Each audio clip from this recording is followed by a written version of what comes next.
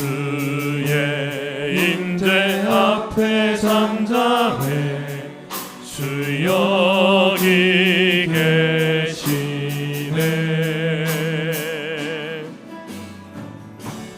와서 모두 굽혀 경배해 신령과 진리로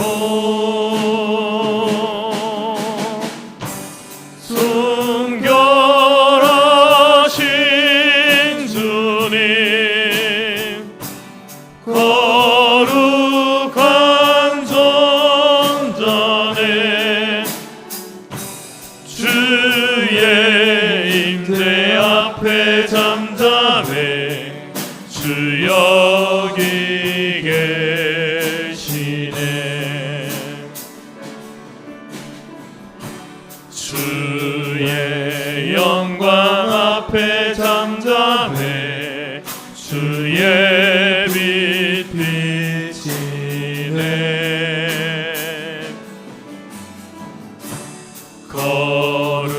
거룩한 불 태우시며 영광의 관스레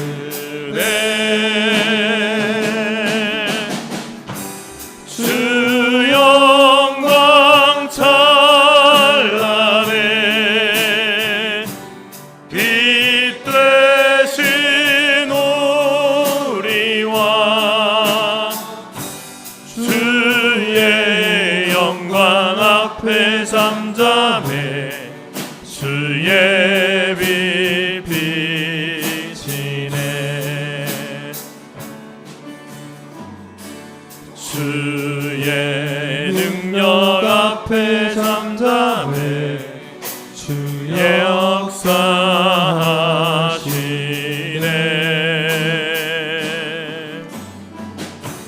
죄 사하고 치유하시는 놀라운 주네.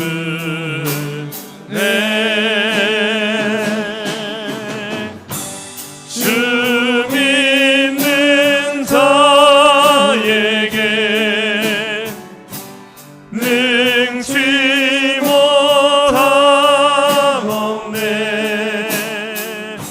주의 능력 앞에 잠잠해 주 역사하시네.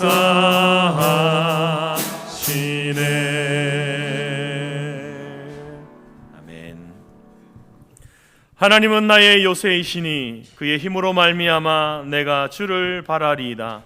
나는 주의 힘을 노래하며 아침에 주의 인자심을 높이 부르오리니 주는 나의 요새이시며 나의 환난 날의 피난처이심이니이다. 나의 힘이시여 내가 주께 찬송하오리니 하나님은 나의 요새이시며 나를 긍휼히 여기시는 하나님이심이니이다.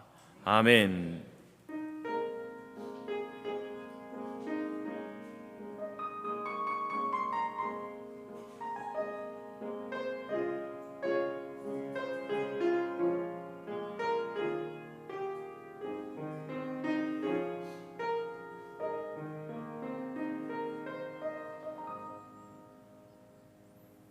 함께 사도신경으로 우리의 신앙을 고백합니다.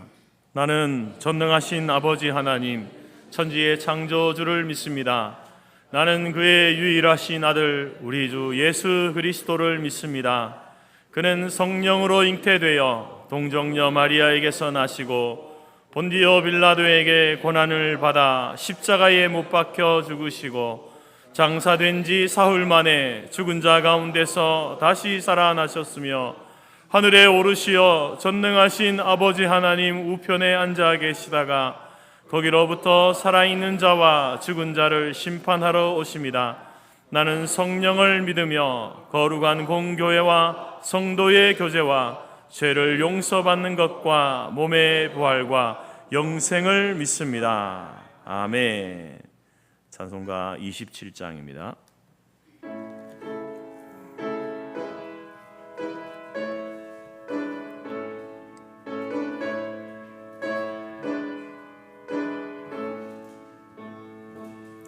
빛나고 높은 보좌와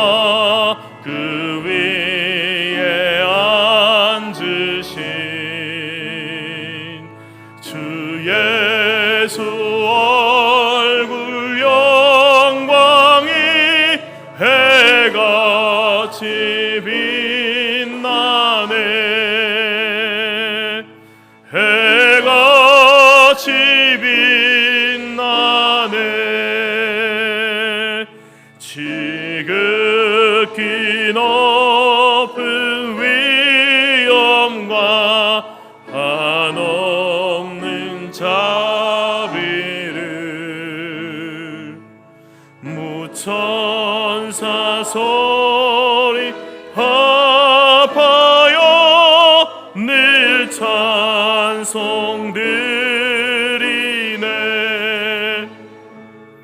늘 찬송드리네 영적을 나를 살리려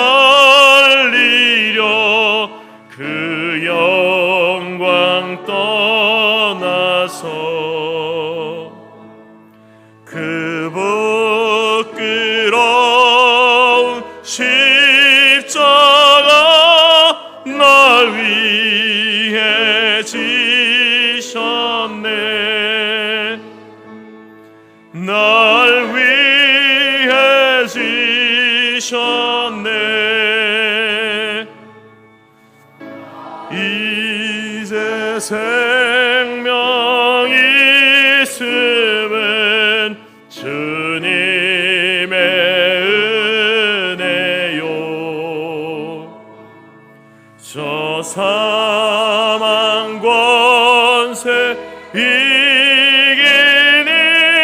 큰 기쁨 넘치네 큰 기쁨 넘치네 주님의 보좌 있는데 천한 몸 이르러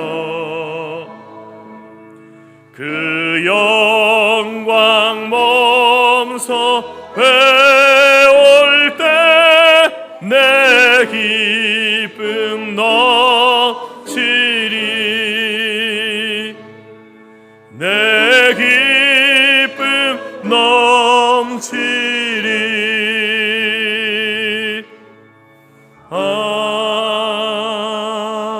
아멘. 이 시간 교동문 찬송가 대편의 100번 나라사랑 두 번째입니다. 할렐루야 내 영혼아 여호와를 찬양하라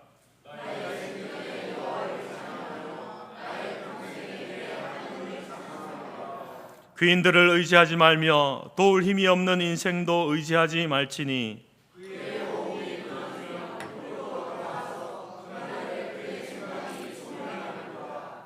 야곱의 하나님을 자기의 도움으로 삼으며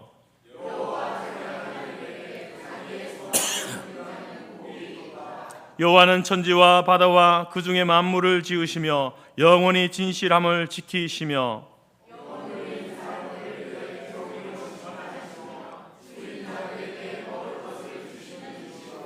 여호와께서는 갇힌 자들에게 자유를 주시는도다. 여호와께서 맹인들의 눈을 여시며 여호와께서 비굴한 자들을 일으키시며 여호와께서 의인들을 사랑하시며 여호와께서 나그네들을 보호하시며 고아와 과부를 붙드시고 악인들의 길을 굽게 하시는도다. 아멘.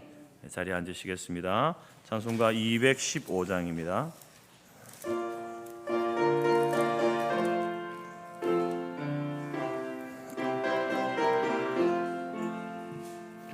내 죄 속해 주신 주께 힘과 정성 다하니 나의 온갖 언행 심사 주를 위한 것이세 내게 있는 모든 것을 주를 위해 바치리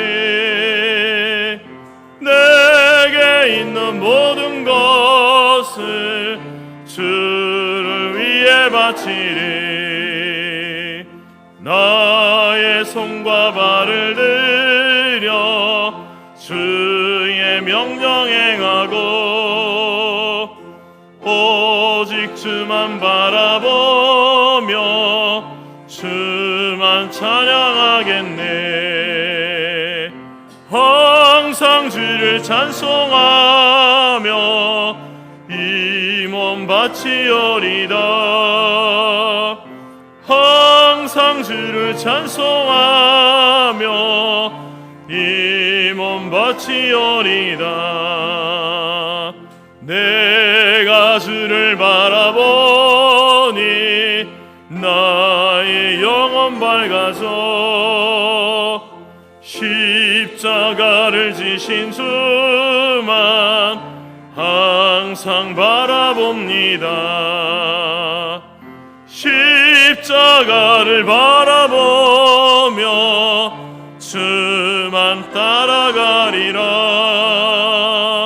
십자가를 바라보며 주만 따라가리라. 신기하고 놀라워라.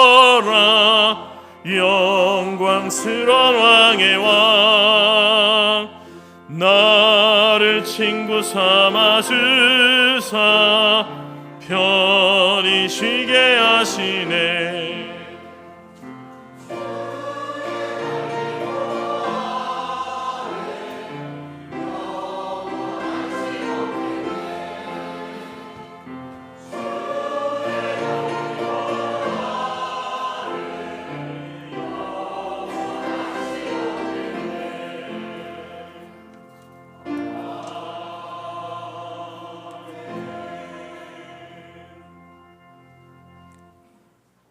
우리들의 유익과 교회의 유익을 위해 지적 은사, 신앙적 은사, 언어적 은사 등 다양한 은사를 주시는 성령 하나님, 성령의 은사에 따라 서로 돕고 가르치고 다스리는 직임을 다하게 하시는 성자 하나님, 성령의 은사를 가지고 행하는 우리의 모든 것을 모든 사람 가운데서 역사하시는 성부 하나님, 모든 영광과 존귀와 감사와 찬송을 올려드립니다. 성터 공동체 믿음의 선진들께서 전쟁 이후 해방 전에 적은 서울교회를 개척하신 후 수성동, 인현동, 필동, 효제동, 유화동을 거쳐 이곳 창신동에 부족했지만 지역 주민을 섬길 기회를 주신 것 모두 하나님의 은혜임을 감사드립니다. 성도교회 설립 100년이 다가오고 있는 가운데 예배당을 신축할 기회가 오고 있는 것은 첫째는 하나님 은혜요, 둘째는 선진들의 눈물겨운 헌신이며 셋째는 성적 공동체를 디딤돌로 채우시고 걸림돌로 비우시면서 오직 하나님만 남는 것을 경험시키기 위한 하나님의 섭리임을 믿습니다. 눈에 보이는 예배당을 건축하는 것도 중요하지만 성도 공동체 한 사람 한 사람 모두 성령이 우리 안에 거하시는 전을 잘 세워가기를 간구드립니다. 너희가 부르기 전에 내가 응답하겠고 너희가 말을 마치기 전에 내가 들을 것이라고 말씀하신 주님, 혈육으로는 무관한 저희를 부르시고 주님께서 머리 대신 성도 공동체를 위해 간구드립니다. 우리 육신의 가정과 성도 공동체에 허락하신 부모님, 자녀들, 형제 자매들 주님의 사랑으로 사랑하게 하시고 주님의 겸손으로 섬기게 하셔서 우리의 가정이 천국이 되게 하시고 우리가 섬기는 일터가 천국이 되게 하시고 성도 공동체가 천국이 될 수 있도록 은혜를 베풀어 주시옵소서. 맡은 자에게 구할 것은 충성이라고 하셨사오니 우리에게 주어진 사역들을 충성되게 감당하는 성도 공동체가 되게 하셔서 인색함이나 억지로 하지 않도록 우리 안에 자원하는 마음을 주시고 영혼 구원에 대한 간절함을 주시고 사람을 기쁘게 하는 것이 아니라 하나님을 기쁘시게 해드리는 저희들 되게 하여 주시고 성실과 공의와 정직과 희망으로 정직한 마음으로 주의 일을 할 때에 다윗에게 베푸셨던 큰 은혜를 베풀어 주시옵소서. 우리의 영육간의 질병을 치유하시고 회복시키시는 여호와 라파의 주님, 육신의 연약함으로 고통당하는 주의 자녀들에게 치료의 광선을 발하셔서 치유하시고 회복시켜 주시고 지금 당하는 어려움이 하나님께 영광 돌리는 간증으로 변하게 하여 주시옵소서. 심령이 상한 성도들을 어루만져 주시고 회복시켜 주셔서 우리에게 큰 고통을 더하신 것은 우리에게 평안을 주심이라고 고백한 히스기야의 고백이 우리의 고백이 되게 하여 주시옵소서. 오늘도 사랑하는 목사님을 통하여 주실 말씀을 기대합니다. 우리의 어두운 눈을 밝히시어 주님을 보게 하시고 우리의 막힌 귀를 뚫어 주님의 말씀을 듣게 하시고 우리의 닫힌 마음을 열어 주님의 사랑을 품게 하여 주셔서 온유함과 겸손함으로 이웃과 열방을 섬기려 나아가는 저희들 되게 하여 주시옵소서. 찬양대의 찬양을 받아주시고 신령과 진정으로 예배드릴 때에 주님께서 홀로 영광 받으시기를 우리를 구원해 주시고 변화시켜 주시고 새 생명을 주신 예수 그리스도의 이름으로 기도드립니다. 아멘.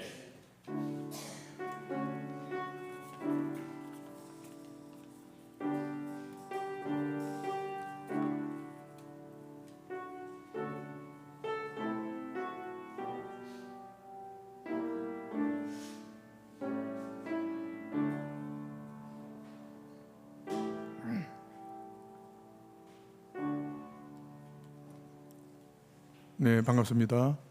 교회 소식 전해드리겠습니다. 교회 소식 1번이 제일 힘들어요. 누구님 해야 되는데 하나님은 영이시니 예배하는 자가 영과 진리로 예배할지니라. 주님의 이름으로 환영하고 축복합니다. 서로 인사하겠습니다. 성도님이 제일 좋는 것 같습니다.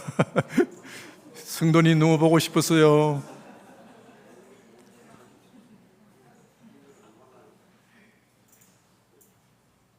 네, 보고 싶었습니다.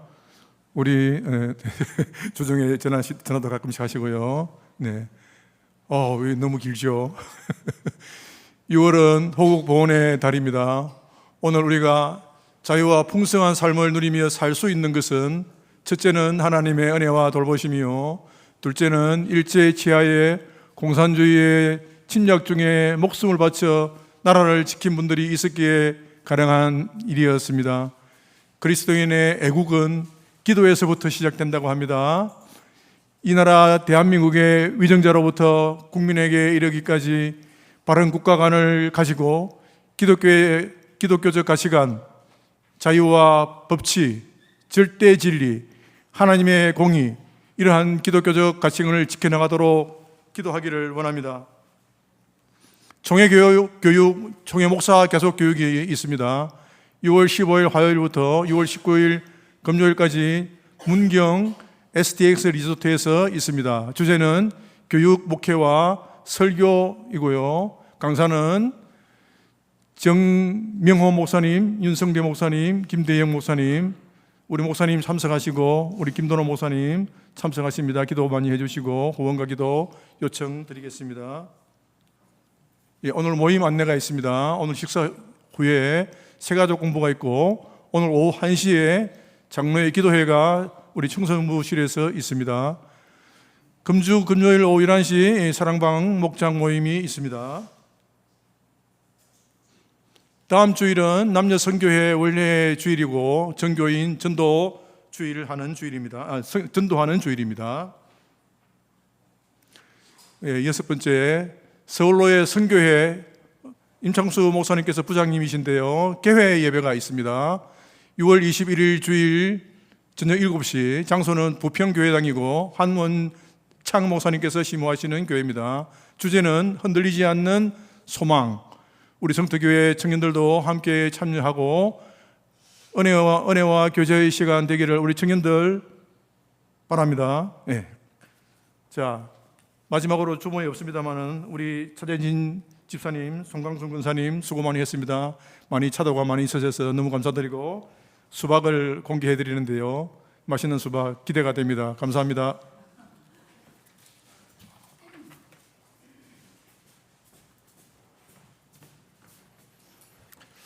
그리고 오늘 예배 가운데 우리 강호준 선교사님 딸 우리 조이가 미국에서 지금 대학교 다니고 있거든요. 그래서 열심히 공부하고 또 열심히 알바해서 이제 그것을 모아가지고 방학 기간 동안에 또 한국에서 지내기 위해서 왔습니다. 한번 일어나 주시죠. 우리 조이 자매 감사합니다. 예, 좋은 시간 되기를 바랍니다.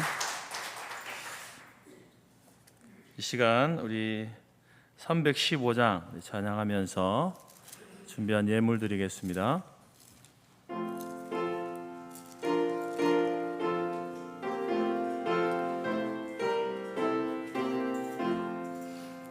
내 주 되신 주를 참 사랑하고 곧 그에게 죄를 다고합니다. 그는 은혜를 주신 내 예수시니 이전보다 더욱 사랑합니다. 주 날 사랑하사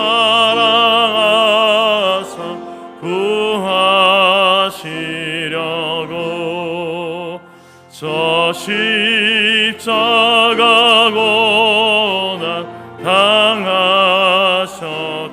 당하셨도다. 그가 시관 쓰신 내 주 배우니 이전보다 더욱 사랑합니다. 내 평생에 힘쓸 그 큰 의무는 주 예수의 덕을 늘 기림이라. 숨질 때에까지 내 할 말씀은 이전보다 더욱 사랑합니다. 그 영광의 나라 나 들어가서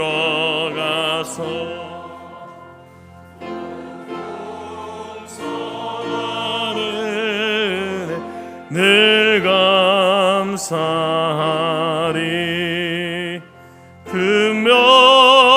금멸유관 쓰고 나 찬송할 말 이전보다 더욱 사랑합니다. 아멘. 기도하겠습니다. 하나님 감사합니다.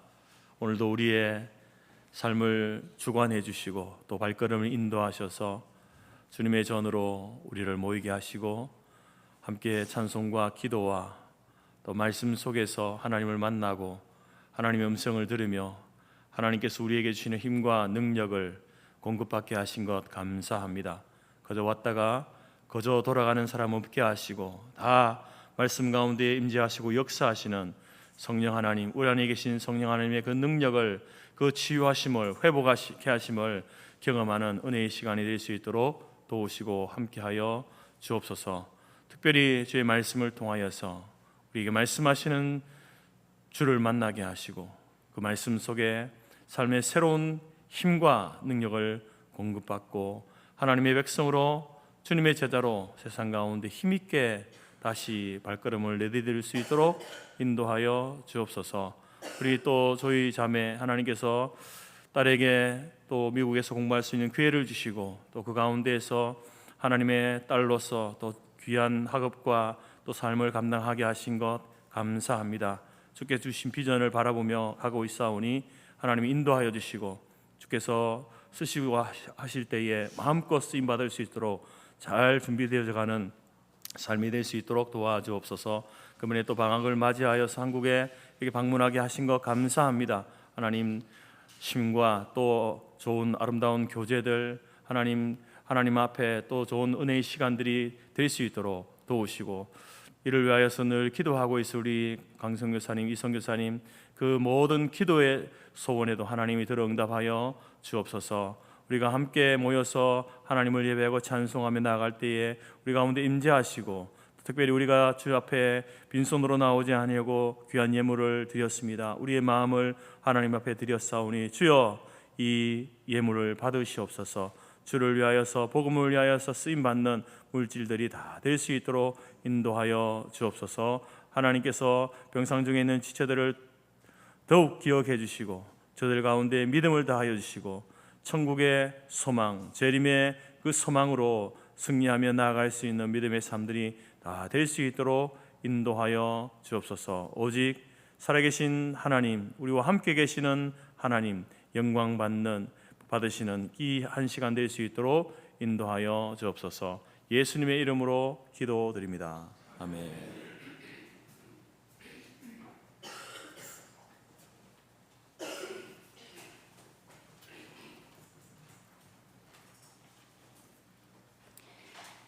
하나님이 우리에게 주신 말씀은 창세기 16장 1절에서 4절까지이며 구약 18페이지입니다. 앞 화면에도 있습니다. 아브라함의 아내 사레는 출산하지 못하였고 그에게 한 요종이 있으니 애굽 사람이요 이름은 하갈이라. 사레가 아브라함에게 이르되 여호와께서 내 출산을 허락하지 아니하셨으니 원하건대 내 여종에게 들어가라. 내가 혹 그로 말미암아 자녀를 얻을까 하노라 하매 아브라함이 사레의 말을 들으니라. 아브라함의 아내 사레가 그 여종 애굽 사람 하갈을 들여다가 그 남편 아브라함에게 첩으로 준 때는 아브라함이 가나안 땅에 거주한 지 10년 후였더라. 아브라함이 하갈과 동침하였더니 하갈이 임신하매 그가 자기의 임신함을 알고 그의 여주인을 멸시한지라. 아멘.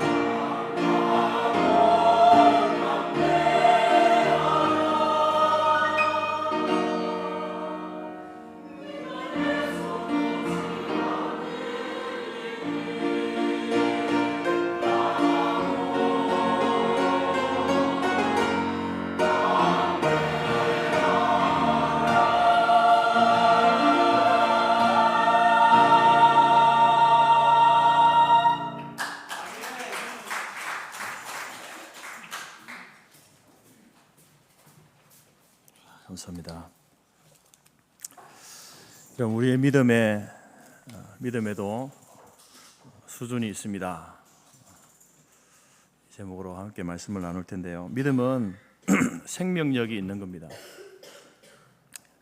그래서 믿음은 성장하고 성숙합니다. 성숙해 되어지는 것이 믿음입니다. 히브리서 기자는 그래서 우리의 믿음이 비유하면서 젖을 먹는 단계에서 밥을 먹는 단계로 이렇게 성장해 가야 된다. 아기가 몸이 자라면 그렇게 젖을 먹다가 이제 밥을 먹잖아요. 자랐다는 거죠. 히브리서 기자는 그렇게 믿음을 이야기합니다. 그리고 또 베드로 같은 경우는 믿음의 덕의 지식의 절제를 이렇게 하면서 마지막에 그 믿음에다가 계속 쌓아가야 될 것을 이야기하면서 마지막에 사랑을 쌓아야 된다. 그러면서 이 믿음이라고 하는 것은 성숙해 되어지는 것이다. 성숙해져야 된다. 이렇게 말해주고 있습니다. 믿음은 하나님께서 우리에게 주신 선물이지만 이처럼 외형적으로 자라가야 되고 또 내면적으로 성숙해 되어져 가야 한다라는 것이죠. 우리가 새벽에 고린도전서 말씀을 묵상하고 있는데 바울이 그 고린도 교회를 향해서 하는 말도 그겁니다. 고린도 교회는 참 문제가 많은 교회였습니다. 지금 이 시대의 교회들이 가지고 있는 모든 문제를 가지고 있는 그런 교회다라고 이렇게 표현하기도 합니다. 그래서 바울은 고린도 교회 성도들에게 편지를 하면서 이런 이야기를 합니다. 내가 고린도 교회 성도들을 그리스도 안에서 어린 아이를 대함과 같이 한다. 고린도 교회 성도를 어른처럼 그렇게 대하지 않는답니다. 어린 아이처럼 대한다. 무슨 말이냐면 아직 어린 아이처럼 유치한 초보적인 그 믿음의 수준에 있다 이거죠. 그런데 이제 이 편지를 할 때는요, 바울이 복음을 전하고 나서 이제 한 2년, 3년 정도 시간이 흐른 뒤에 편지를 한 거거든요.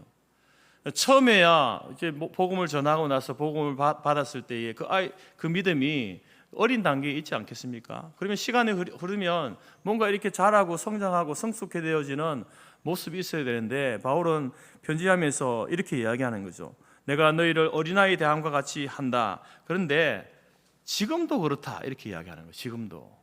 시간이 흐르고 난 2년에 3년의 시간이 흐른 지금에도 여전히 처음에 그 모습대로 너희들이 성장하거나 성숙되어지지 못한 그런 성장이나 성숙의 미미한 그런 모습이다라고 이렇게 이야기를 하는 겁니다. 여러분, 우리의 믿음의 성장과 성숙의 지표는 뭐가 되겠습니까? 그 사람 인생 가운데에 고난이 있느냐, 핍박이 있느냐, 없느냐 그런 문제가 아닙니다. 고난과 핍박은요, 누구에게나 다 있습니다. 믿음이 적은 사람에게도 고난이 있고 믿음이 소위 말해서 성장하고 성숙해 되어진 사람에게도 있는 것이죠. 그런데 성장했다, 성숙했다라고 하는 지표는 얼마만큼의 많은 고난이 있느냐, 적은 고난이 있느냐 그것이 아니라 그 문제들을 어떻게 받아들이고 처리하느냐의 문제인 거죠. 그것을 통해서 볼 때에 그 문제를 직면했을 때에 그것을 어떻게 처리하는가, 어떻게 대하는가를 볼 때에 성장했구나, 성숙해 되었구나 이것을 알 수 있다라는 거죠. 여러분의 믿음은 처음 예수를 믿을 때보다 지금 여러분의 믿음은 성장했습니까? 여러분의 믿음은 성숙했습니까? 외면적으로 확장되어졌습니까? 외면적으로 더 깊어졌습니까? 어떻습니까? 무슨 소리입니까? 여러분, 오늘 우리는 이 믿음의 조상인 아브라함을 통해서 이 믿음에 대해서 생각해 보려고 합니다. 그래서 믿음은요, 믿음에도 수준이 있습니다. 그래서 처음에는 바른 믿음이 뭔가? 바른 믿음이 있으면 바르지 못한 믿음도 있다는 거죠. 그것과 또 바른 믿음을 가졌을 때에 이제 그 믿음도 신앙의 단계에 맞는 수준에 맞는 그러한 믿음이 있다라는 사실을 우리 함께 나눌 텐데, 이러한 것을 통하여서 우리의 다양한 삶의 상황 속에 만나는 여러 가지 문제들을 여러분 이러한 믿음으로 이겨나가는 은혜가 충만하시기를 바랍니다. 먼저 여러분, 이제 믿음에도 수준이 있는데 그 수준의 처음 단계는요, 바른 믿음이냐 아니냐라는 거죠. 그래서 믿음을 정의할 때에 믿음은 방향입니다. 방향. 믿음은 시선이다. 다른 말로 믿음은 방향성입니다. 그래서 무엇을 바라보느냐, 내 인생이 어디를 향해 있느냐, 이것은 좀 믿음을 이야기하는 거예요. 믿음을 정의하는 거죠. 그리고 이것은 우리의 삶을 결정하기도 하는 중요한 문제입니다. 내 시선이, 내 삶의 방향이 어디를 향해 있고 내가 무엇을 쳐다보느냐, 그것은 믿음의 문제이고요. 그런 바른 믿음을 가지고 있을 때에 그것이 우리의 삶을 결정한다라는 겁니다. 아브라함과 롯이 이제 함께 살게 되면서 가축들이, 이렇게 재산들이 불어나게 되어집니다. 불어나게 되면서 이제 이 서로의 목자들이 다투는 일이 생기는 거예요. 물은 한정되어 있고 풀도 한정되어 있는데 가축들이 많아지니까 이제 그곳에서 자기의 양떼를 더 많이 먹이겠다고 하는 이런 다툼들이 생기게 됩니다. 그래서 이제 그들이 서로 떨어져서 거리를 두고 지내기로 이렇게 결정하게 되는데, 그 거처를 결정하는 방법이 다르다라는 것을 보게 됩니다. 롯은 이제 어디로 갈까 이렇게 보다가 이 자기 지금 현재 있는 애굽 땅에 있는 이 애굽 땅처럼 물이 넉넉한, 무슨 소리입니까 지금? 켜지 마세요. 물이 넉넉한 요단 동쪽의 소돔, 물이 넉넉하면 풀이 많다는 거죠. 그러면 가축들에게 먹을 것이 많다라는 거죠. 그래서 그 땅을 선택해서 가게 되어집니다. 반면에 아브라함과 그의 식솔들은요, 애굽 땅에 있다가 어디를 가냐면 가나안 땅 헤브론으로 이렇게 옮기게 되어집니다. 이것을 볼 때 그들이 땅을 선택하고 나아갈 때 그 기준이 뭐냐? 그것을 뭐냐면 롯은요, 환경을 본 거죠. 어디가 좋은 땅인가, 어디가 더 가축을 잘 먹일 수 있는 그러한 땅인가, 이걸 바라보았고, 아브라함은 뭘 바라봤습니까? 하나님의 약속을 바라본 거예요. 하나님이 약속하신 그 가나안 땅, 그것을 바라보고 갔다는 거죠. 어디를 바라보느냐, 약속을 바라보느냐, 환경을 바라보느냐, 여러분 이것은요 중요한 문제입니다. 믿음의 문제예요. 그냥 단순히 어떤 선택의 문제가 아니라 믿음의 문제인 거예요. 그리고 이 선택으로 인하여서 결과적으로 여러분 롯은 쇠하게 되어지고 아브라함은 흥하게 되어지는 그러한 인생의 결론들을 보게 되어집니다. 여러분, 우리가 무엇을 바라보느냐, 그것은요 그 안에 믿음을 내포하고 있는 거예요. 믿음을 가지고 있는 겁니다. 그래서 시편 기자들은 이렇게 노래합니다. 너는 하나님을 바라라. 너는 하나님을 바라봐라. 내가 산을 향하여 눈을 들리라. 하늘에 계시는 주여, 내가 눈을 들어 주께 향하나이다. 시편의 그 시인들은요, 믿음의 사람들은 바로 내가 눈을 들어서 내 삶의 방향을, 내 시선을 하나님께 향하겠다. 우리 모두 하나님을 바라봅시다. 그렇게 노래하고 고백하고 있습니다. 다니엘도 여러분, 다니엘 그 포로지 바벨론에서 그가 매일 했던 행동이 무엇입니까? 매일 하루에 3번씩 예루살렘으로 향해서 난 그 창을 열고 그 예루살렘을 향해서 하루에 3번씩 기도하지 않았습니까? 뭘 이야기하는 거예요? 다니엘의 삶의 위치는 바벨론이라는 곳이 있습니다. 바벨론에 있지만 그러나 그의 삶의 방향은 어디를 향해 있는 거예요? 그의 시선은 어디를 향해 있는 겁니까? 예루살렘을 향해 있는 거예요. 예루살렘은 왜 예루살렘을 향해 있습니까? 그곳에 하나님이 계시기 때문에, 하나님이 계시는 성전이 그곳에 있기 때문에 그곳을 향해서 하루 3번씩 기도했다는 거죠. 그래서 다니엘의 이러한 행동은요, 다니엘의 믿음을 엿볼 수 있는 겁니다. 여러분, 우리가 바라보는 것이 왜 그렇게 중요합니까? 무엇을 바라보든지 그게 뭐 큰 문제가 되느냐, 왜 그렇게 중요하냐? 여러분, 우리는 이 구약 성경에서 아주 중요한 사건을 만나게 됩니다.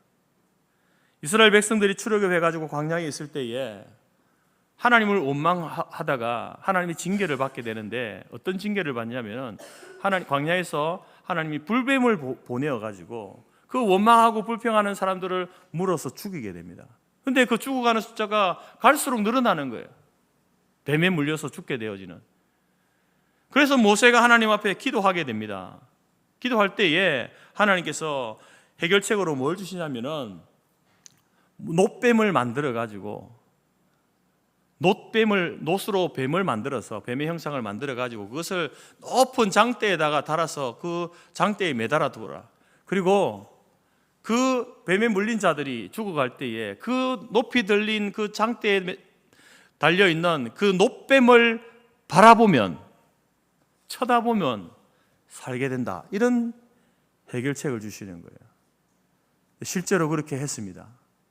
놋뱀을 만들어서 장대에 달아서 두니까, 아주 높이 이렇게 두니까 이제 이스라엘 백성들이 이렇게 광야를 이동할 때에 이렇게 성막을 중심으로 동서남북으로 퍼져 있지 않았습니까? 근데 높이 달려 있는 그 놋뱀을 볼 때에 죽어가던 사람들이 살게 되었다라는 것이죠. 여러분, 이 놋뱀의 사건은요, 바로 이 바라봄의 법칙을 우리에게 알려주는 거예요. 그리고 이 사건은 단순히 놋뱀의 사건으로 끝나는 것이 아니라 이것이 말해주는 것은 뭐냐? 바로 이 놋뱀이 높이 달려서 그것을 쳐다볼 때에 사람들이 살았던 것처럼 십자가에 높이 달린 예수 그리스도를 바라볼 때에 영죽게 될 그 사람도 살게 된다라는 것을 우리에게 알려주는 예표적인 사건이 놋뱀의 사건입니다. 우리가 주님을 바라볼 때에, 우리가 예수 그리스도를 바라볼 때에 구원받고 살게 된다, 이것을 우리에게 이야기해 주는 거예요. 바라보는 것은요, 그래서 믿음의 행위에 속하는 것입니다.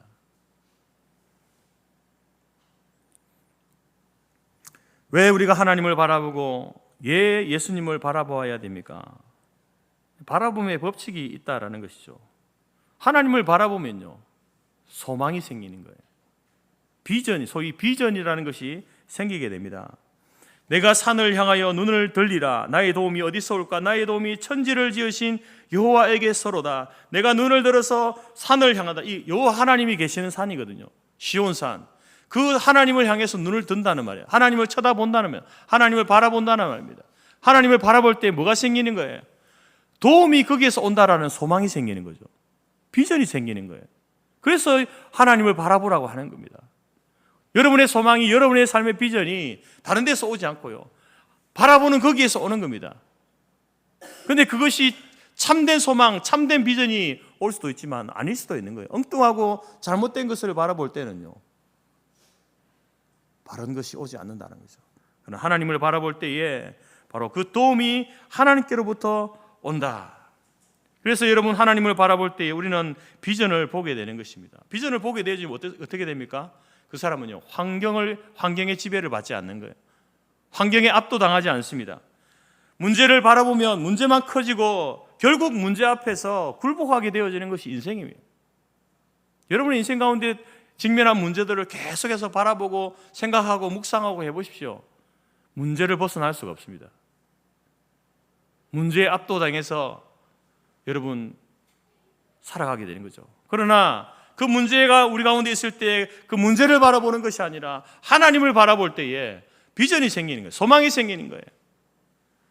도움이 하나님으로부터 오는구나. 이 문제 해결이 하나님으로부터 온다라는 사실을 깨닫게 되어지고 발견하게 되면서 환경을 초월하시는 하나님을 바라볼 때에 내 앞에 직면한 이 문제가 아닌 것을 알게 됩니다. 문제 속에서 그냥 비전을 보는 거죠. 문제가 기회가 되는 그러한 것을 경험하게 되는 겁니다. 성경에 여러분, 이 나타난 성경에서 이야기하고 있는 여러 가지 기적의 사건들이 있지 않습니까? 그 기적의 사건들을 보면요, 전부 다가 문제 속에서 시작되었습니다. 문제 속에서. 그들의 인생 가운데 육체적인 문제이든지 어떤 대적과 직면하는 그런 문제이든지 그 가운데 있을 때에, 문제 속에 있을 때에 기적이 일어났습니다. 문제 때문에 일어난 거죠. 근데 그것은 문제를 바라본 것이 아니라 그 문제에 직면한 사람들이 문제를 바라봤으면 기적이 일어나지 않았을 겁니다. 문제를 바라본 것이 아니라 하나님을 바라볼 때에 그 문제 속에서 기적이 일어난 거예요. 이런 성경은 여러분 어디를 봐도 동일한 원리가 적용되고 있는 것을 보게 됩니다. 아브라함과 이삭과 야곱의 그 인생 가운데 주시는 형통함도 바라봄의 법칙이 적용되었습니다. 하나님께서는 우리가 원하는 것은 하나님이 주실 때에 하나님께서는요 바라보게 하시죠. 먼저 바라보게 하시죠. 롯과 아브라함이 이제 이렇게 해서 서로 나누어지게 되면서 흩어지게 되고 난 다음에 창세기 13장에 보게 되어지면 아브라함에게 하나님께서 이렇게 말씀합니다. 아브라함에게 눈을 들어 동서남북을 바라보라. 헤브론, 가나안 땅 헤브론에 이제 정착하지 않았습니까? 그때 하나님께서 아브라함에게 아브라함아 너의 눈을 들어서 동서남북을 바라봐라. 그러면서 이렇게 말합니다. 보이는 땅을 너와 내 자손에게 주시겠다. 이렇게 약속을 합니다.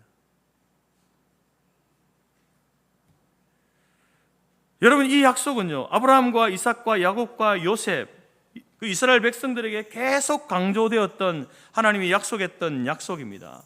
물론 그들의 인생 가운데 많은 우여곡절을 겪게 되어지지만 결국 그들이 하나님을 바라볼 때에 그들에게 형통함의 복을 주셨다는 거죠.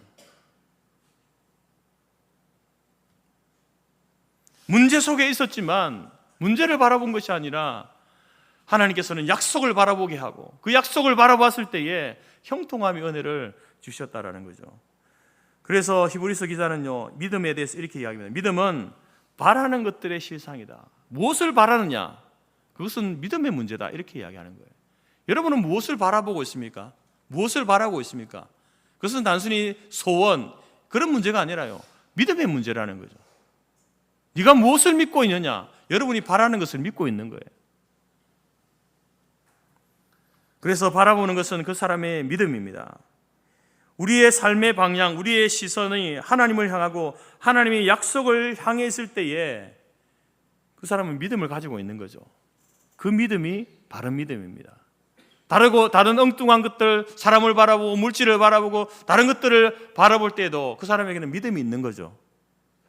그런데 그 믿음은 올바르지 못한 믿음이다. 그래서 믿음에는요 이런 수준이 있는 거예요. 바른 믿음이냐 아니냐, 무엇을 바라보냐에 따라서 바른 믿음을 가진 사람이 있고 그렇지 못한 믿음을 가진 사람이 있다라는 겁니다. 여러분 우리는 예배 때마다 이렇게 성경을 읽고 설교를 하지 않습니까? 성경이 왜 이렇게 중요합니까? 그래서 여러분 우리 교회 대부분의 장로교회에서 예배의 그 비중 가운데 설교의 시간이 굉장히 많은 비중을 차지하잖아요. 왜 이렇게 비중을 둡니까? 성경이 왜 이렇게 중요합니까?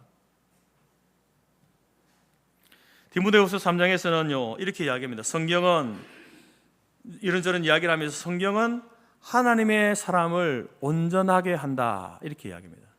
성경이 왜 중요한가? 성경은요 하나님의 사람인 저와 여러분들을 온전하게 한다는 온전하게 한다는 말이 의미가 무엇입니까? 아무런 허점투성이 없이 실수 없이 완전하게 만들어준다 그런 의미가 아닙니다. 우리는 여전히 허점투성이잖아요. 실수투성이 인생 아닙니까? 때로 죄를 짓고 넘어지고 죄 가운데 허우적거리는 그런 연약함이 우리 속에 여전히 있습니다. 그런데 성경이 우리를 온전하게 한다 했는데 왜 이렇게 온전하지 못한가? 여러분 이 온전함의 의미를 정확하게 알지 못해서 그래요. 여기서 온전하다, 온전하게 한다, 또 혹은 완전하게 한다 이 의미는 무슨 말이냐면 아무런 실수도 하지 않고 아무런 죄도 짓지 않고 완벽한 사람으로 만들어준다 그런 의미가 아닙니다. 문제가 있고 어려움이 있는 그 현실 가운데 있을 때에 그것이 자기의 실수이든지 타인의 어떤 것으로 인하여서 내가 그런 가운데 있다 할지라도 여러분 온전하다는 것은요 그 상황 속에 있으면서도 하나님을 바라본다는 거죠. 그 방향이 하나님을 향해 있다는 거예요. 시선이 하나님을 향해 있다. 그것이 온전하게 한다는 의미입니다.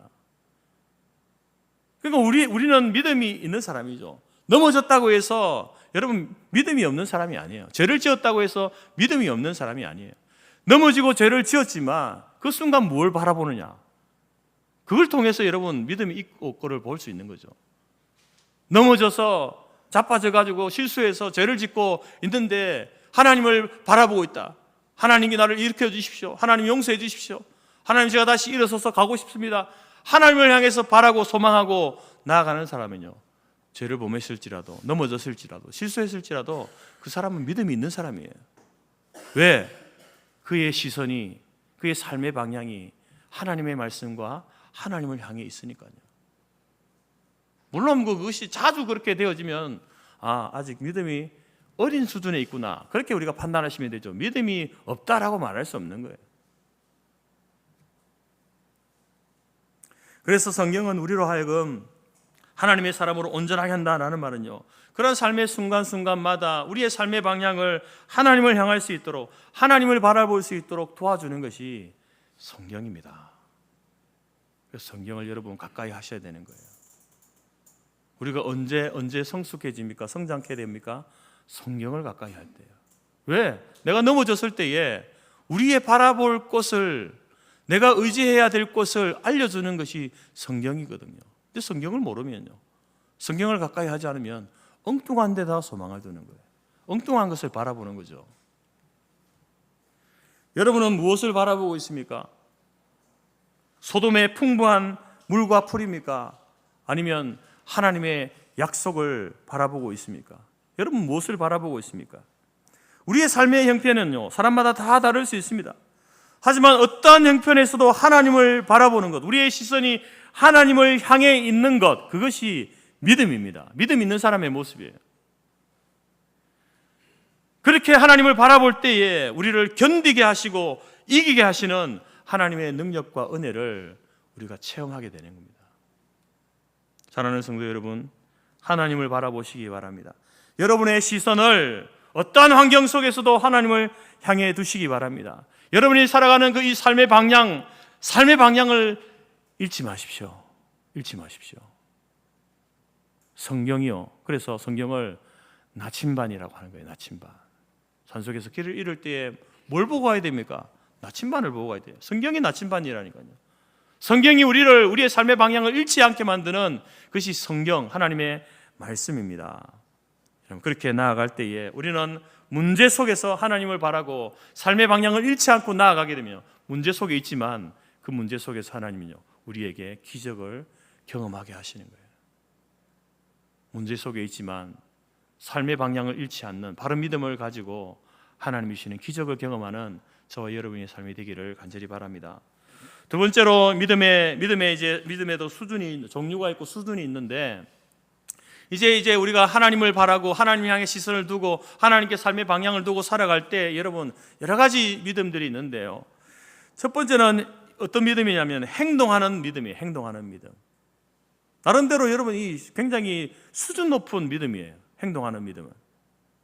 예수님께서 달란트 비유를 하시면서 이제 그 이야기하실 때에 한 집의 주인이 자기가 타국에 이제 여행을 가면서 종들에게 이렇게 재산을 맡깁니다. 5달란트, 2달란트, 1달란트 이렇게 맡기죠.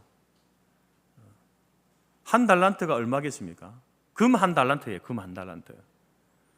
그 양이 지금 금값이 엄청 올랐으니까 지금으로 하면은 예전에는 한 12억 정도라 그랬거든요. 지금은 금값이 몇 배로 올랐으니까 한 30억 정도 되는 가치가 금 1달란트예요. 그러니까 1달란트 맡았다고 해서 아이고 겨우 하나? 그게 아니라는 거예요. 엄청난 것을 맡기신 거죠. 5달란트는 뭐 말할 거 없고 2달란트도 말할 것 없이 1달란트도 엄청난 것을 종에게 맡겼습니다. 근데 여러분 그 비유에서 이제 주인이 맡겨준 그것에 대해서 아무것도 하지 않고 땅에 묻어둔 종은요, 주인이 돌아왔을 때 책망을 받습니다. 그 엄청난 것을 받았으니까 두려운 거죠. 야, 이거 주인이 나한테 맡겨줬는데 혹시 내가 이걸 어떻게 뭐 도둑을 맞거나 혹은 어떻게 내가 이렇게 하다가 손해를 보게 되면 어떡할까? 그래서 아무것도 하지 않고요, 땅에 묻어둡니다. 근데 5달란트 받은 종과 2달란트 받은 종은 그것 가지고 장사를 해서 이윤을 남기게 되죠. 아무것도 하지 않은 그 종은요, 책망을 받습니다. 자기에게 맡겨진 그것도 빼앗기고요, 그리고 주인으로부터 쫓겨나게 됩니다. 여러분, 우리가 하나님께 받은 것이 있으면요, 행동해야 됩니다. 행동하는 믿음을 보여야 돼요. 그것을 맡겨주셨을 때는요, 그것을 가지고 일하라고 맡겨주신 거예요. 행동하라고 맡겨주신 것 아니겠습니까? 여러분, 이 비유에서 보면 주인이 얼마를 남겼느냐 그걸 따지지 않습니다. 행동했는가 안 했는가, 그걸 주인이 보는 것 아닙니까? 하나님께서 우리에게 무언가를 맡겨주셨으면요, 그것을 통해서 내가 너 얼마나 남겼냐, 그걸 보시는 분이 아니라는 거예요. 내가 너에게 맡긴 거 가지고 어떻게 사용했냐, 이걸 보는 거죠. 그걸 보시는 거예요. 그래서 하나님께서 여러분에게, 우리 모두에게 무언가를 다 주셨어요. 맡기셨습니다. 우리는 그것을 은사라 그러죠. 그 은사는 사람마다 다 다른 거예요. 그래서 남보다 내게 탁월한, 특별하고 탁월한 것, 자랑할 만한 것, 이런 것들을 주셨으면요, 그럼 그것은 행하라고 주신 거예요. 행하라고 주신 거예요. 땅에 묻어두라고 주신 게 아니라는 겁니다. 여러분에게 건강을 주셨습니까? 다른 사람보다 더 건강함을 주셨습니까? 그 건강을 가지고 봉사하라고 주신 거예요. 봉사하라고. 건강 자랑하라고 있는 게 아니고요. 여러분에게 지식을 주셨습니까? 지식을 주셨으면은 다른 사람보다 탁월한 지식이 여러분 가운데 있으면요, 그것 가지고 섬기라고 주신 거예요. 섬기라고 주신 거죠. 여러분, 사람들 중에 다양한 사람들이 있는데 이렇게 사람을 끄는, 사람을 모으는 매력이 있는 사람이 있어요. 그러니까 가는 곳마다 이 사람은요, 사람을 모이게 하는 거예요. 자기 주변으로 사람이 계속해서 모이게 하는 그런 매력이 있는 사람이 있어요. 그 어떤 사람은 자꾸 사람을 흩어지게 만드는 매력이 있는 사람이 있죠. 뭐 행동하면 두 사람이 한 사람이 되고, 말을 하면 세 사람이 두 사람이 되고, 나머지는 나중에 되면 자기 주변에 한 사람도 남지 않게 만드는 그런 사람이 있습니다. 근데 내가 가는 곳마다 사람들이 모이는 거예요. 하나님께서 그런 매력을, 그 은사를 주셨습니다. 왜 주셨을까요? 나는 이런 매력이 있어, 그걸 자랑하라고요? 아닙니다. 그 매력 가지고 뭘 하라는 거예요? 사람들을 모으고 연합하고 복음을 전하라고 주신 건 매력 아니겠습니까? 하나님께서 다른 사람보다 나에게 특별히 많은 재물을 맡기셨다, 주셨다. 왜 주셨습니까? 왜 주셨습니까? 자랑하라고요? 소위 갑질하라고요? 아닙니다. 그 물질을 사용해서 사람들의 마음을 사라고 주신 거예요. 마음을 사라고. 꼭 필요한 곳에 이 물질을 사용하라고 주신 거지, 땅에 묻어두라고 준 게 아니라는 거예요. 모으는 데만 급급해가지고 쌓아놓고 그렇게 하라고 주신 거 아니라는 거죠. 사용하라고 주신 거잖아요. 우리는 저마다 하나님께로부터 받은 것이 다 다릅니다. 그 받은 것 가지고 자기 자랑하고 다른 사람 하대하고 자기 욕심 채우고 쌓아 놓으라고 그렇게 주신 것이 아닙니다. 하나님이 주신 것은요, 사용하라고 주신 거예요. 그런데 사용하지 않으면요, 그게 그대로 있는 게 아니라요, 하나님이 다시 뺏어 가십니다. 달란트 비유가 그걸 이야기하는 거예요. 하나님 뺏어 가시는 거예요. 사용해야 내 것이 되죠. 가지고 있다고 내 것이 아니고요, 통장에 있는 돈 여러분 것 아닙니다. 사용해야 내 돈이죠. 내가 사용해야 되죠. 그래 하나님께서 그래 내가 너에게 맡겨진 그 은사, 재물을 네가 이렇게 사용했구나, 이렇게 말씀하시지. 통장에 쌓아놓고 오면은 야, 네가 통장에 쌓아놨구나 칭찬하실 것 같습니까? 아닙니다. 그러니까 여러분 잘 사용하시기 바랍니다. 건강도 물질도 하나님께서 내게 주신 은사를요, 잘 사용하십시오. 그게 행동하는 믿음의 모습이다라는 것입니다. 이 행동하는 믿음을 잘 보여준 사람이 누굽니까? 아브라함이잖아요. 아브라함. 그래서 믿음의 조상이라고 부르는 겁니다. 행동하는 믿음은요, 어떻게 나타나냐면 순종과 헌신으로 나타나게 되어 있습니다. 행동하는 믿음은요, 순종과 헌신으로. 아브라함이 갈대아 우르로 살고 있을 때에 오늘 하나님께서 아브라함에게 말씀합니다. 내 고향 친척 아비 집을 떠나 내가 너에게 지시할 땅으로 가라, 이렇게 명령하죠. 행동하는 믿음은 어떻게 합니까? 아브라함은 어떻게 했습니까? 가라라고 하니까요, 떠나는 거예요. 가는 거예요. 근데 하나님께서 처음에 이야기하실 때에 목적지를 알려주지 않았습니다. 그냥 가라고 하신 거예요. 막연하게 가라고 하신 거예요. 일단 떠나라.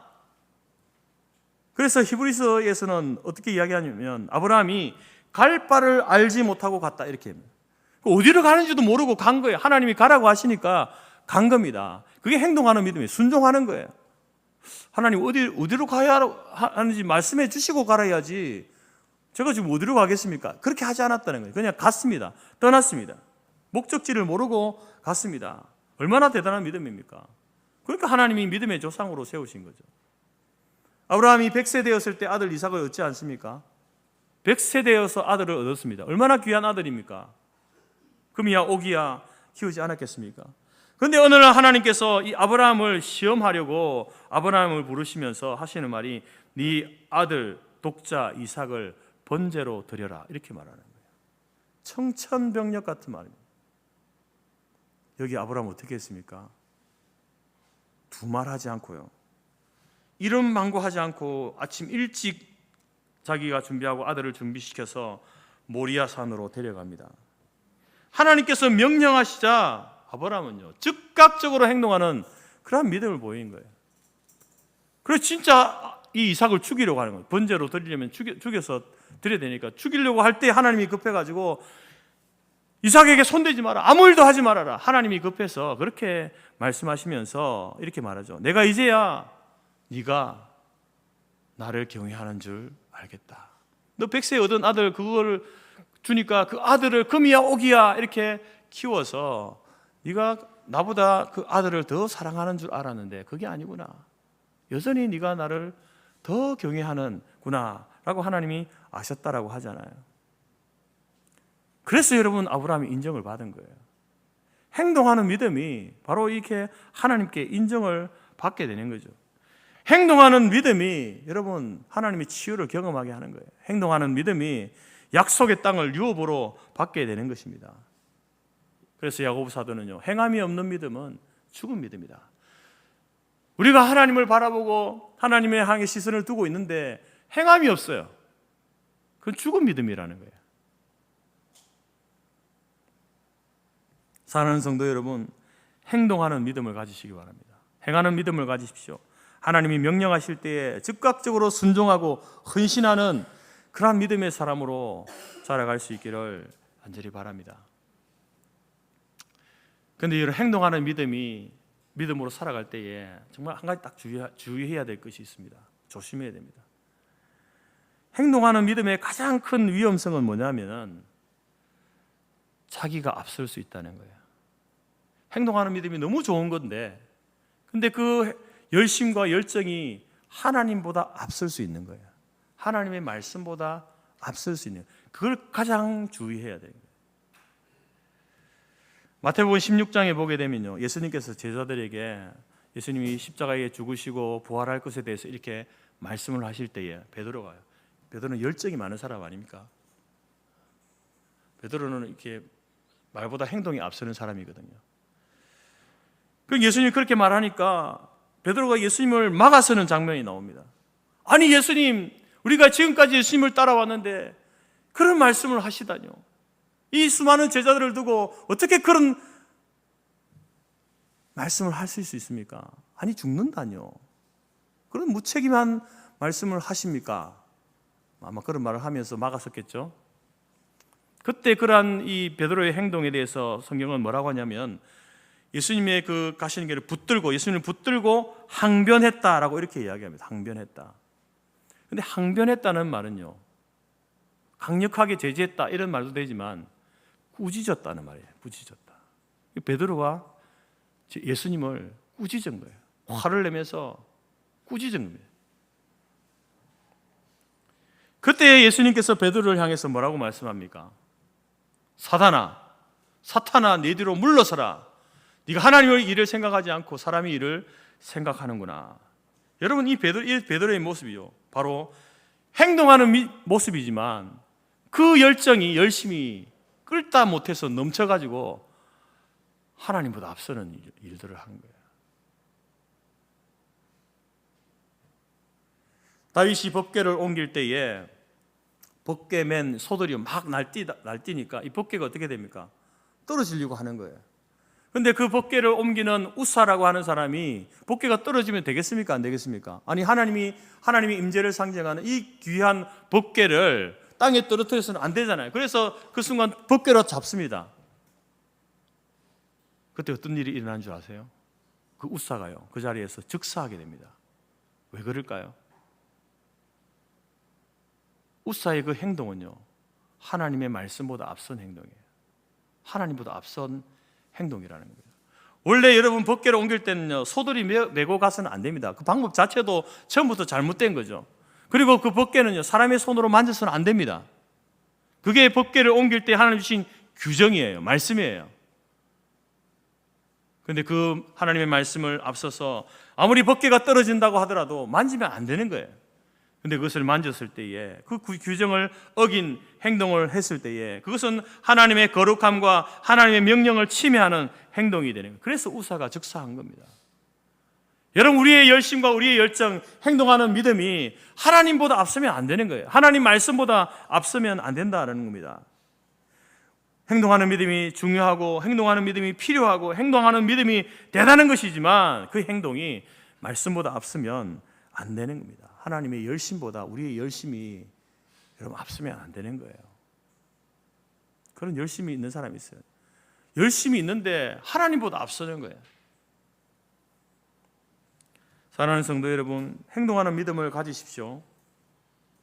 행동하는 믿음을 가지십시오. 그러나 그 행동하는 믿음에는요, 반드시 절제라는 것이 있어야 돼요. 절제.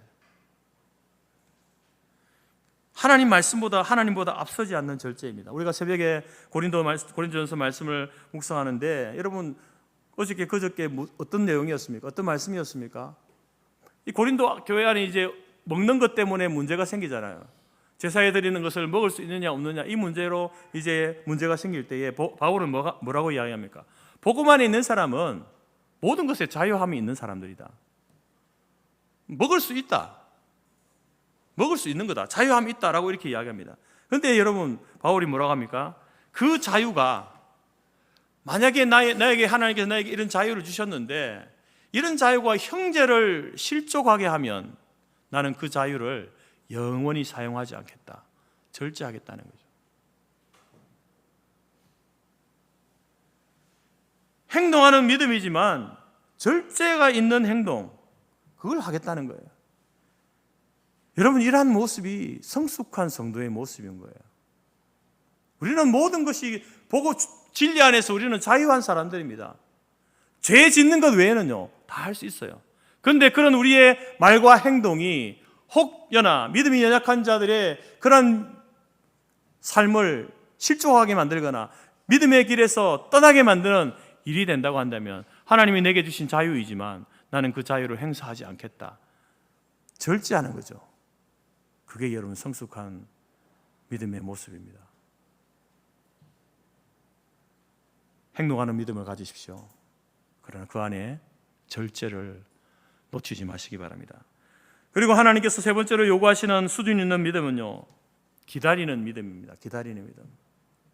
행동하는 믿음도 대단한 믿음 아닙니까? 여러분, 아브라함이 하나님께 인정받은 믿음이 행동하는 믿음이거든요. 그런데 이 행동하는 믿음보다 더 힘든 것이 있습니다. 그것은 뭐냐면요, 기다리는 거예요. 기다리는 거. 베드로 여러분, 행동하는 게 얼마나 빨랐습니까? 그런데 기다리지 못해서 사단아 내 뒤로 물러가라 책망을 받잖아요. 기다려야 되는 거죠. 유다도 여러분 행동하는 것에 빨랐습니다. 예수님 팔아버리잖아요. 그러다가 자책하고 괴로워하다가 삶의 방향이 어디를 향해 있느냐, 이 문제가 여기서 두 사람을 통해서 갈려지게 됩니다. 베드로도 굉장히 급한 사람이죠. 예수님이 열심보다 또 앞서는 사람이죠. 실수를 하고 잘못했습니다. 책망을 받게 되어지죠. 그런데 베드로의 시선은요, 하나님을 향해 있어요. 예수님을 향해 있는 거예요. 여전히 실수했지만. 유다는 어떻습니까? 유다도 급한 사람이에요. 행동이 빠르지 않습니까? 그런데 그 자기의 행동을 통해서 이제 자책하고 괴로워하다가 그 시선이 어디를 향해 있냐면 세상을 향해 있으니까 그는요, 자기의 생명을 스스로 끊어버립니다. 그게 여러분 우리의 시선, 우리의 삶의 방향이 우리의 인생을 이렇게 다르게 결정짓는 중요한 거예요. 그래서 여러분의 삶의 시선이 어디를 향해 있는지가 굉장히 중요한 거예요. 행동하는 것은요, 어떤 면에서는 쉽습니다. 하나님이 가라 하면 어떻게 하면 됩니까? 여러분이 하나님이 가라 하십니다. 어떻게 하면 돼요? 가면 돼요. 서라 하면 어떻게 하면 되겠습니까? 서면 되죠. 근데 광야의 이스라엘 백성들이 그랬거든요. 가라 하면 가고 서라 하면 서는데 그들에게 뭐가 어려웠냐? 뭐가 어려웠겠습니까? 기다리는 게 어려운 거예요. 왜냐하면 언제 가라고 하는지 언제 서라고 할지 모르는 거예요. 민수기 말씀을 보게 되면 이스라엘 백성이 광야를 이렇게 해서 가나안 땅으로 들어갈 때에 이제 성막을 중심으로 이렇게 옮겨가지 않습니까? 그런데 이제 그들이 움직일 때 언제 움직이냐면 성막 위에 구름이 떠오를 때면 그때는 하나님이 가라 하시는구나 해서 행진하여 갑니다. 근데 구름이 떠오르지 않으면, 구름이 사라져버리면 그게 서야 되는 거예요.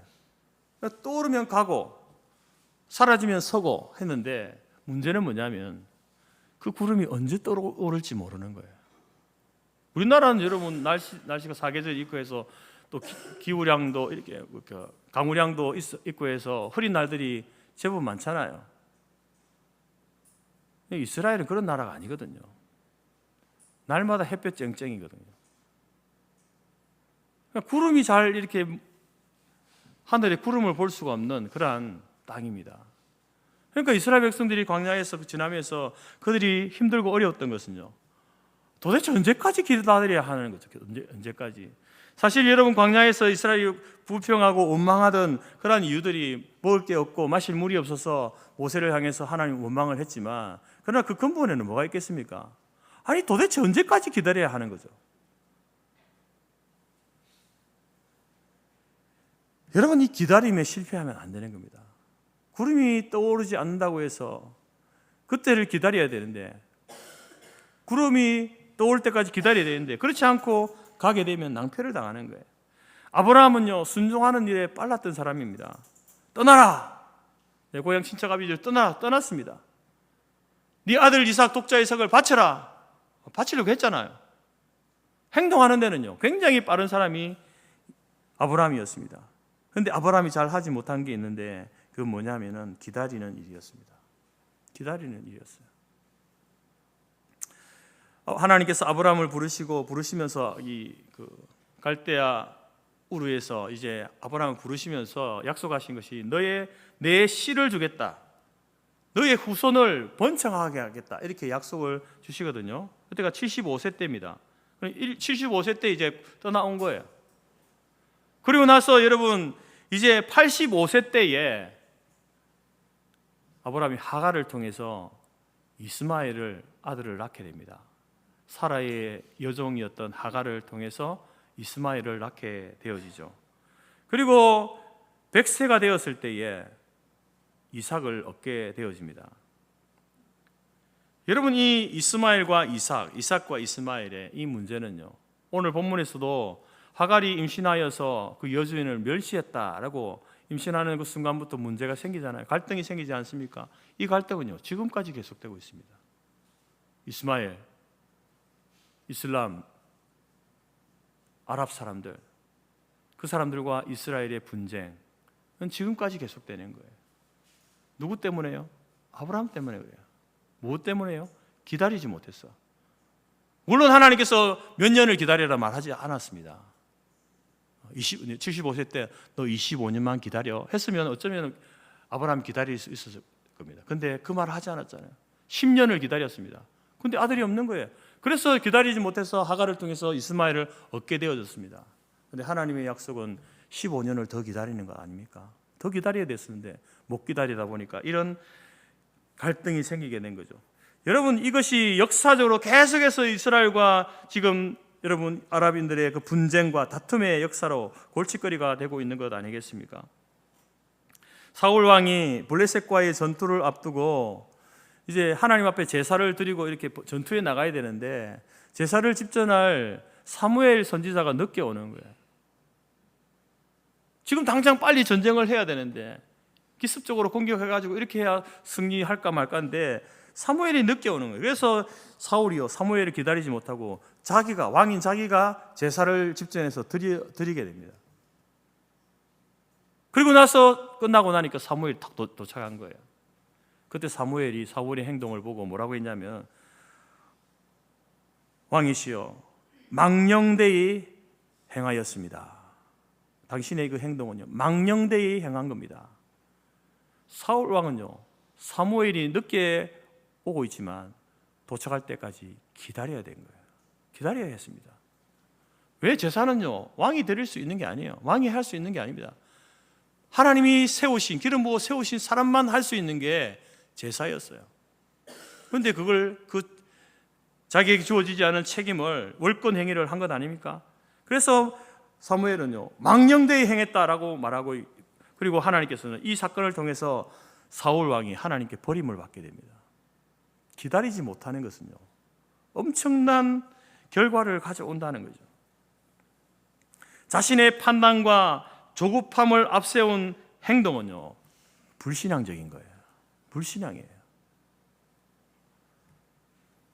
홍해 앞에 있는 이스라엘 백성들이 두려워하고 모세를 원망할 때에 모세가 뭐라고 했습니까? 뒤에는 애국 군대가 쫓아오고 앞에는 홍해가 가로막혀 있습니다. 뒤로 가지도 못하고 앞으로 가지도 못하고 이렇게 있을 때에, 그때 모세가 이스라엘 백성들을 향해서 이런 말을 하죠. 너희는 가만히 서서 여호와께서 오늘 너희를 위하여 행하시는 구원을 보라, 이렇게 말합니다. 우왕좌왕하지 말고 뒤로도 앞으로도 가지 말고 가만히 서서 보라, 기다리라는 거예요. 기다려라. 기다리라는 명령을 줍니다. 기다리면 지금 죽는데 기다리라는 거예요. 이 사건을 두고 시편 46편에서는 뭐라고 합니까? 너희는 가만히 있어 내가 하나님 됨을 알지어다, 이렇게 노래합니다. 여러분, 우리가 인생의 문제 앞에서 어찌할 바를 모르고 있을 때에 여러분, 자기 마음대로 행동해서는 안 되는 거예요. 하나님께서는 그때에 우리에게 기다리라고 하시는 거예요. 아니, 내가 생각할 때 기다리면 죽을 것 같은데, 더 어려움에 빠질 것 같은데 하나님 기다리라고 하시는 거예요.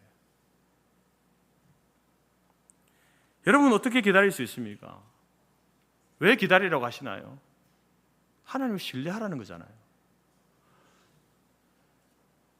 너희를 위하여 행하시는 구원을 보라. 너희는 가만히 있어 내가 하나님 됨을 알지어다. 너희들이 기다리면 내가 하나님 됨을 내가 너희들에게 보여줄게. 그 하나님을 신뢰하고 기다리라는 거예요. 기다림은 그래서 신뢰를 바탕으로 하고 있는 겁니다. 신뢰하지 못하면요, 기다리지 못합니다. 자기 마음대로 행동하는 거예요. 엘리야가 바알과 아세라를 섬기는 그 우상 숭배자들 850대 1로 영적 대결을 하죠. 갈멜산에서 영적 대결을 합니다. 그래서 이 850명의 이 바알과 아세라 이 우상 숭배자들이 이제 자신의 신의 이름을 부르면서 이제 재물을, 불이 임하여서 재물을 태우는 그 신이 진짜 신이다, 이렇게 이걸 이제 정해놓고 대결을 하는 거죠. 그래가지고 이 850명의 사람들이 막 소리를 지르면서 자기 나름대로 뭐 기도를 하고 막 자기 몸을 행하면서 막 이렇게 합니다. 근데 무응답이에요. 무응답. 아무런 응답이 일어나지 않습니다. 그리고 다음에 엘리야 차례가 왔습니다. 재물을 올려놓고 그 뒤에 도랑을 파고 물을 다 붓습니다. 재물에다가 도랑에다 물을 다 붓습니다. 그리고 나서 엘리야는 뭘 합니까? 기다리는 겁니다. 기다릴 때에 엘리야가 뭘 하냐면 기다리면서 기도합니다. 하나님, 지금 불이 임하여서 이 재물을 태우십시오. 그래서 진짜 하나님이, 바알과 아세라 그것이 진짜 하나님이 아니라 여호와 하나님이 진짜 하나님이심을 저와 이 거짓된 선지자들, 모여있는 사람들에게 보여주십시오 라고 기도했을 때에 정말 하늘에서 불이 내려와서 재물을 태우고 물을 다 태우고 도랑을 말려버리는 그러한 일들이 일어난 거죠.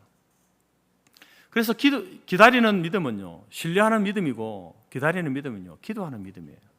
기다리라고 한다고 해서 아무것도 하지 않고 막 이렇게 기다리는 게 아니고요, 기다리라는 것은요, 기도하라는 말입니다. 하나님께서 우리에게 기다리라고 하실 때는 기도하라는 거예요. 먼저 네가 생각하고 네가 판단하고 결정하고 선택하고 그렇게 앞서서 행동하지 말고 기다리라는 거예요. 하나님이 하나님 되심을 내가 보여줄 테니까 기다리라는 거잖아요. 그래서 그 기다릴 때 우리의 기도는 뭐가 되어야 됩니까? 하나님 내가 이기게 해주십시오. 하나님 제 원수를 물리쳐 주십시오. 그런 기도가 아니라 무슨 기도입니까? 하나님 이 상황 이 문제 앞에서 하나님이 진짜 하나님이심을 보여주십시오. 이런 기도를 드리는 거예요. 그 기도를 엘리야가 드릴 때에 하나님께서는 하나님이 진짜 하나님 되심을 보여주시잖아요. 그 모습이 850대 1 영적 대결에서 엘리야가 승리하게 되는 거예요. 승리하게 해달라고 기도하지 않아도 돼요.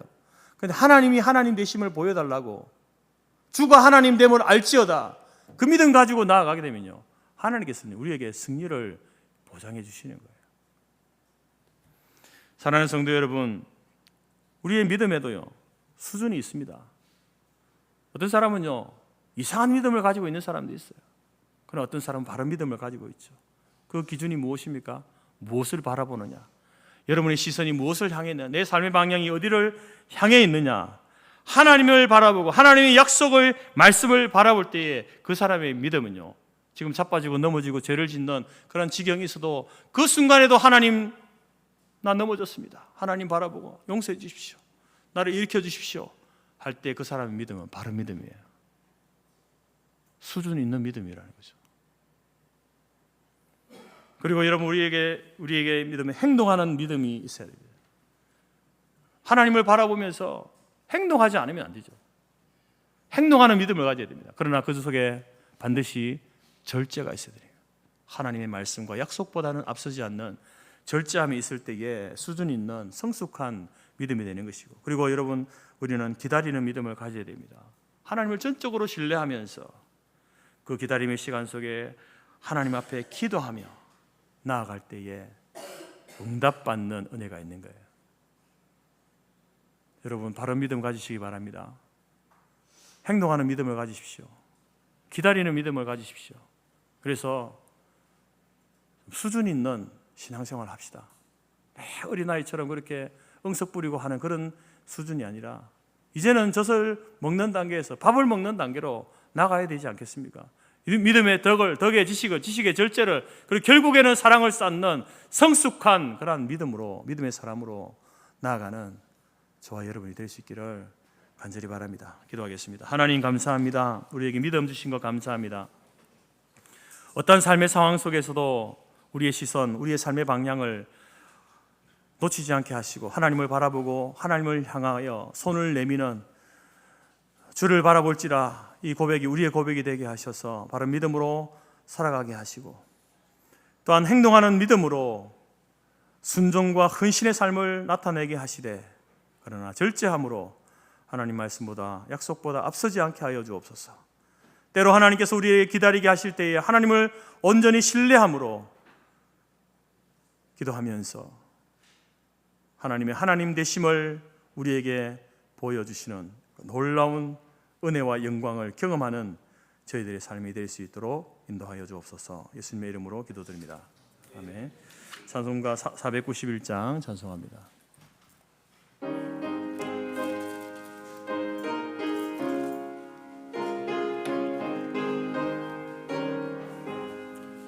저 높은 곳을 향하여 날마다 나아갑니다.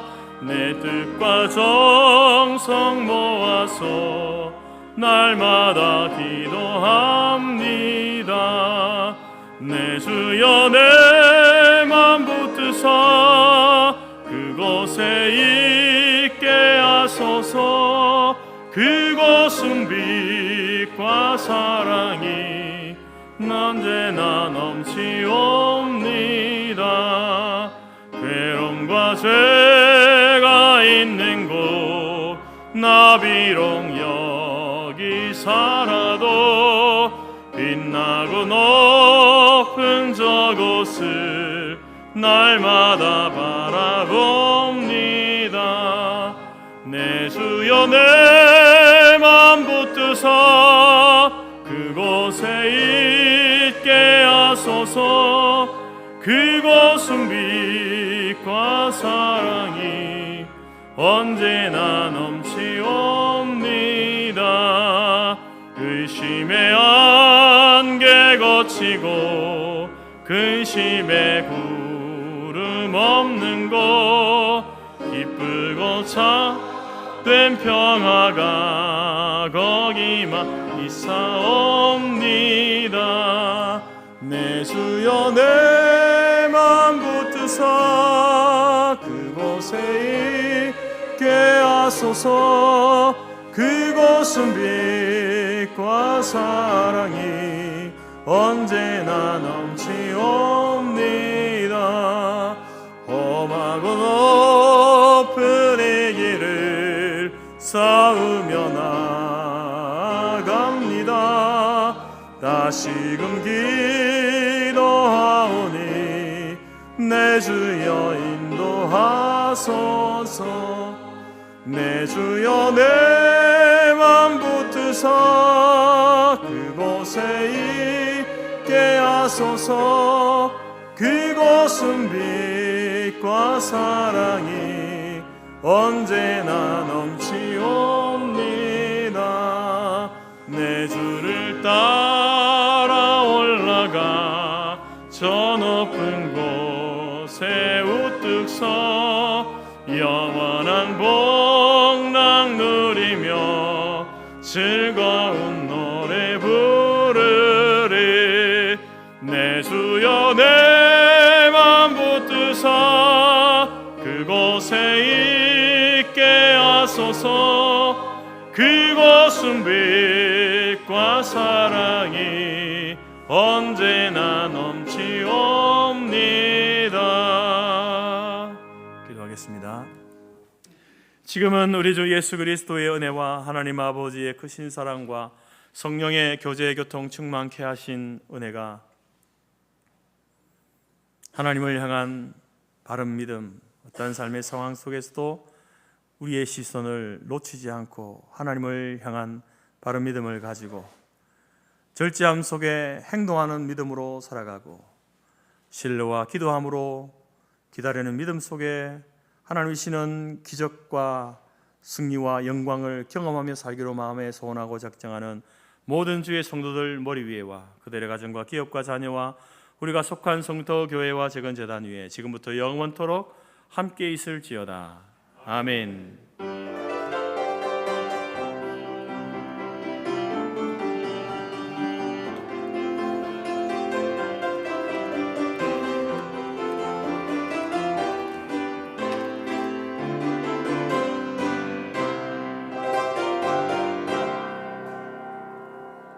예배를 마쳤습니다. 내려가셔서 또 식사 교제 나누시기 바랍니다.